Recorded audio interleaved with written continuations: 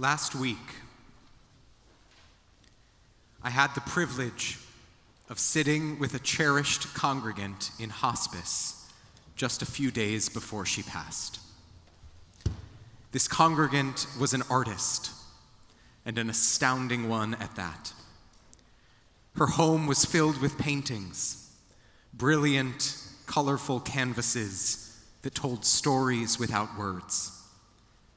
As I looked around the room at the gorgeous works she had created over the years, her wife shared something with me that I'm not sure I'll ever forget. She shared how important it is to let others see her beloved's art, to let the art speak volumes about the person who made it.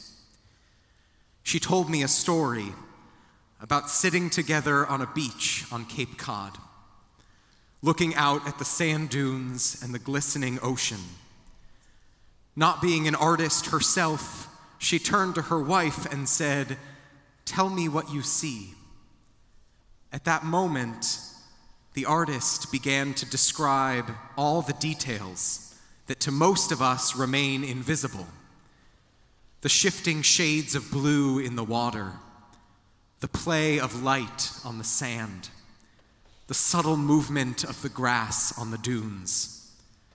And as she spoke, her wife began to see what had been there the whole time, just hidden. The world opened up, refracted through the vision of someone who had trained her eye to notice. And now, because those moments have been captured in her paintings, the details are preserved. Through her art, we too get to see the world through her eyes. What an enormous gift. The gift of vision, the gift of detail, the gift of seeing the world through another person's eyes. And by sharing those gifts, they actually become eternal. They transcend the temporal and enter into the infinite. When an artist's eyes close for the last time, their art is what keeps their vision alive. It is what cannot go away. This summer as a community, we collectively read Abraham Joshua Heschel's The Sabbath. Rereading the book, I was still deeply struck by the way Heschel articulated the Jewish people's relationship to time. He wrote that our job on this earth is to work with things of space, but to be in love with eternity. He described the Jewish people as being engaged to eternity. That phrase has been echoing in my mind, engaged to eternity. What a stunning way to describe our spiritual lives.